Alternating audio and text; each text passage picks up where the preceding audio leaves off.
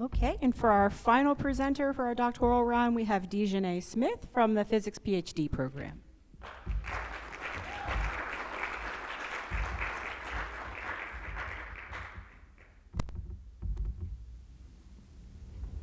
When planetary scientists point their telescopes to the sky, they're essentially looking for answers to one very broad question. How did we get here? How did the planets and other celestial bodies form, and what can they tell us about the very long formation history of our solar system? Well, we can look to space rocks for answers, like asteroids and comets, which are believed to be leftover materials from when the planets were forming. So space rocks, asteroids, comets, what does this all mean? Don't worry, I got you. So, an asteroid is typically more rocky in nature, as it's being shown in the image right there. And a comet, though rocky, also has icy material inside. So when that comet is on its way around the sun in its orbit, that icy material starts to heat up and it blows off from the comet's surface, forming a gas and dust cloud around it, like you see in that image. But if a comet were to go around the sun enough times, it could lose all that sparkle and essentially look like an asteroid.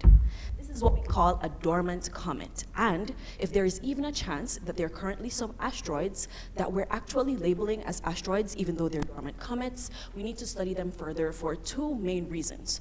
One, we need better scientific clarity, but also these dormant comets, these very old comets, could essentially have the very chemistry of the early solar system inside.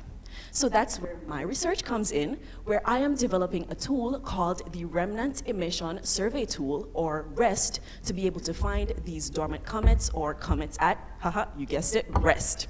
Okay, so what will REST do? Well, we have selected about 3,800 asteroids that we believe could be dormant comets based on some of their characteristics.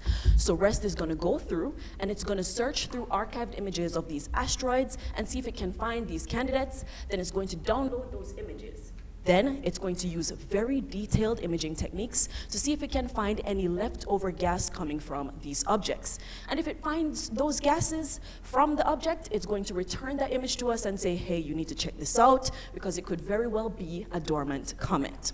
So I strongly believe that the development of REST is very, very important. But it's a part of a very big project where if we do find these dormant comet candidates, we're going to have to do more work to confirm or deny our findings before we share that information with the science community.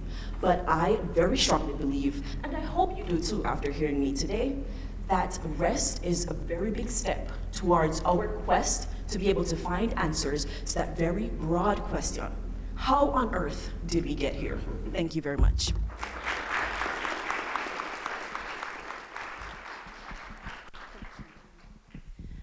Thank you, Daejhanae.